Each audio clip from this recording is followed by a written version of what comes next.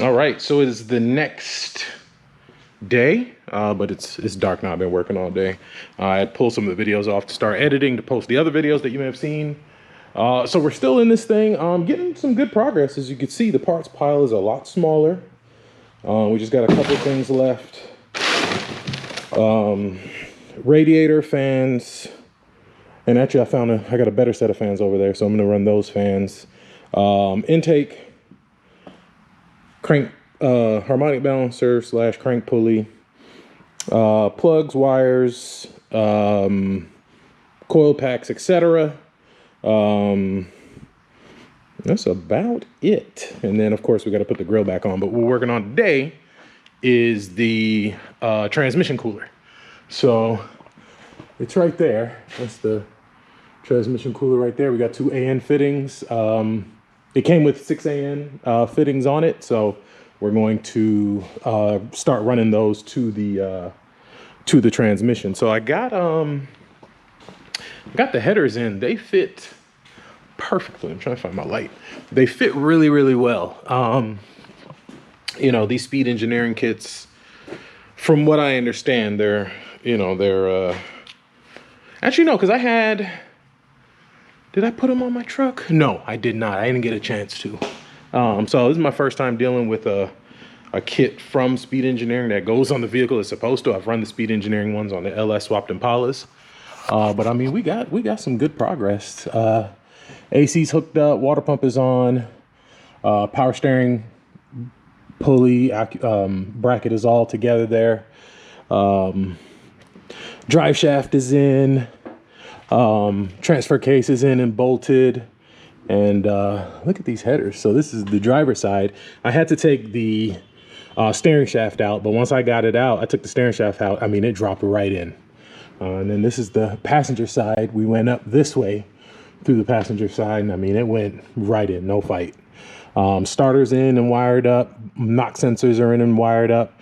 I did have a little adventure though. So with the timing cover, let me show you.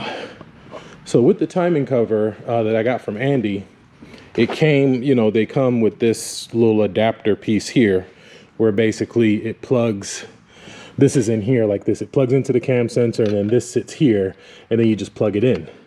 Now, because this truck was a VVT truck and we deleted the VVT plug and the cam sensor plug is a 5-pin plug. The regular trucks that are non-VVT Gen 4s are a 3-pin plug, which is just the cam sensor. So I went to Summit today and got this adapter. Now, initially what I did was, where'd it go? Okay, so initially what I did was I plugged the adapter into here, and then I plugged the plug that's up here into here. The problem is the plug on the adapter looks like this. So if you notice the difference, it's just round all the way around. And if you look in here, the female portion, it's got those ridges there. So it didn't work. So I was looking at it and I was like, well, if the cam sensor end looks like this, and this could have been how it was supposed to be, maybe you are supposed to take this out and run this one, but that's what I did. So I took it out, plugged it in here, and then it connected right to the cam sensor. Now, if it starts and runs, that's a different story, but that was the little adventure we fought with today. Because I even went to AutoZone to try to find a pigtail, and I was like, I'll just cut it and splice in solder in a new one, but we didn't have to do that. So I think this will work. I think actually this is what you are supposed to do, because I was like, why would they give you this long a wire just to go 2 inches, not even, because literally this could plug right here. It's plenty of room. So that worked. So we did that. Headers are in perfectly. The only issue we have with the headers is so this piece here, this is the Y pipe, and I have to loosen the driver side now to get this to connect, and I got to put clamps on it and all that.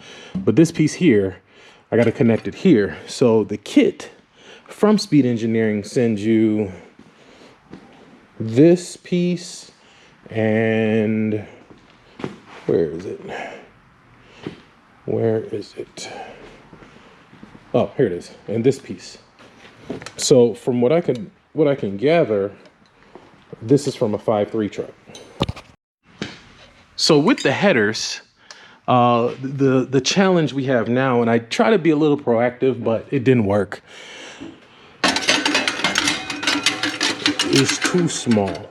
You know, maybe I can just do that, but yeah, it's too small, the little piece here. So this is what they send you. So what I did, I took the factory Y pipe, still in the back of the truck, and I cut off the factory piece and had it welded to this. The problem is now it's too freaking long. So now this will connect in here, but it's too long. So I got to get it shortened like considerably. So I got to cut it and have it welded shorter. So then we'll have full exhaust. But I'm just going to start it with the open exhaust. At this point, I don't even care. I just want to make sure it runs and drives. So, you know, they did a good job doing this, but yeah, right now it's not going to work. It's way too long, like way too long. So, but the headers went in there nice. Oh, maybe I got a little bit. Oh, yeah, I got a little bit of room there. Okay, let's see if that helps a little bit. Maybe a little bit. No, not much. Not much at all. I might be able to cut this, maybe. Maybe if I cut it. Oh yeah, maybe if I cut it, it'll work. Oh, I don't want to do that. But anyway, that's where we're at now. All right, y'all, so moment of truth. I know I haven't been filming. Well, I know I haven't been filming. I don't know why I'm telling you that. I haven't been filming because I've been really just trying to get this thing going. And I've just been in just hustle work mode. So I got it pretty much together.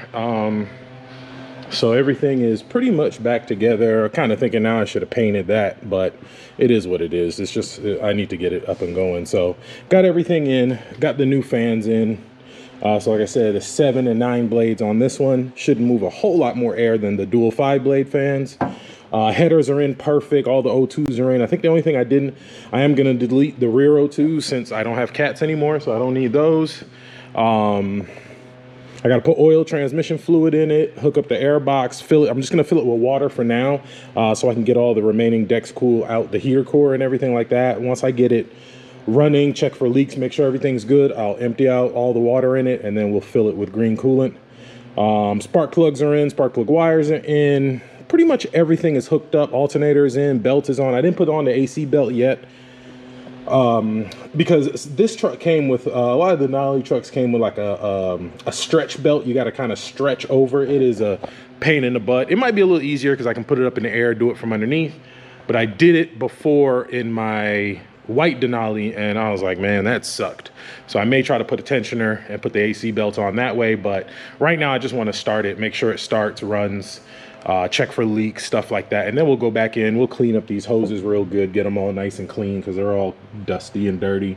We'll clean that up. I may go in and just pull this bracket off and paint it, you know, but I want to be able to get it off the lift maybe and be able to move it around. Blue car is still here, but I'm about to take that home while I wait on the customer to come get it.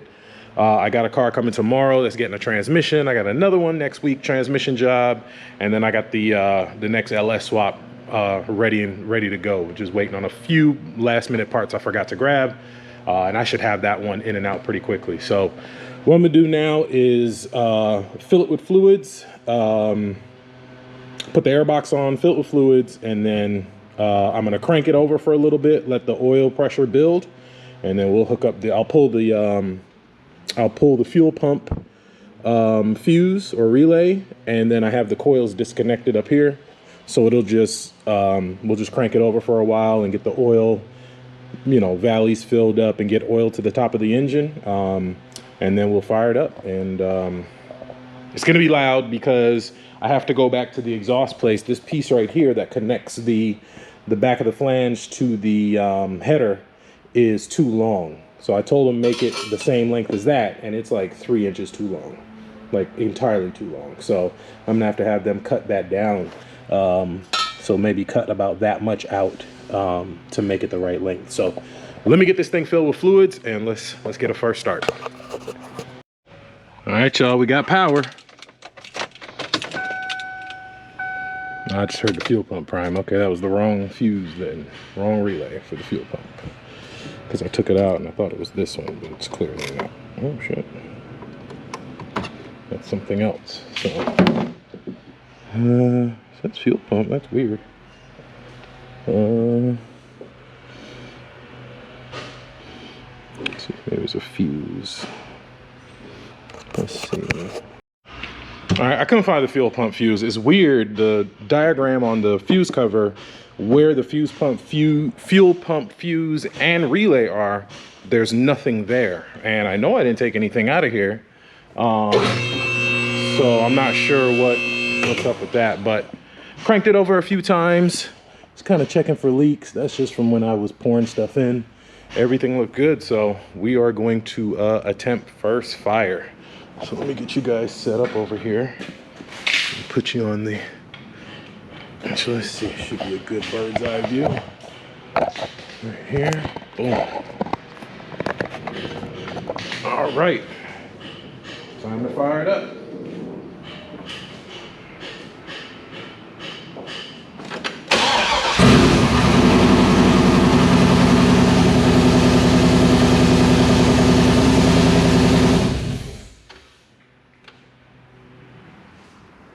Just wanted to check it real quick for leaks.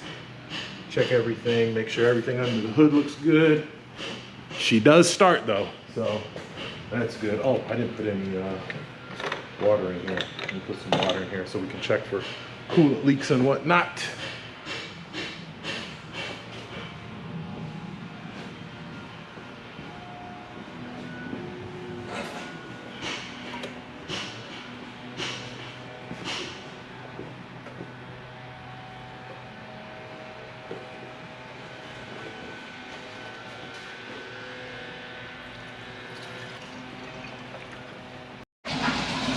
Hey, she's back together. Hear that cam in there, that BTR Stage 2.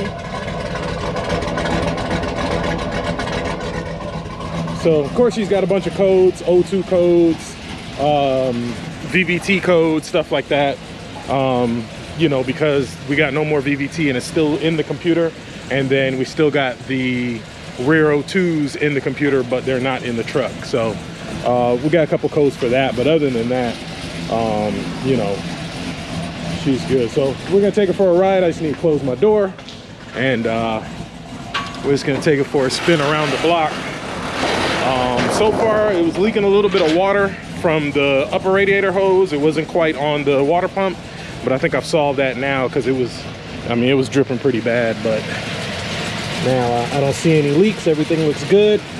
Transmission lines are warm, so it means we got fluid flowing through these. They're not leaking. They're not leaking on this side. They're not leaking on the transmission side.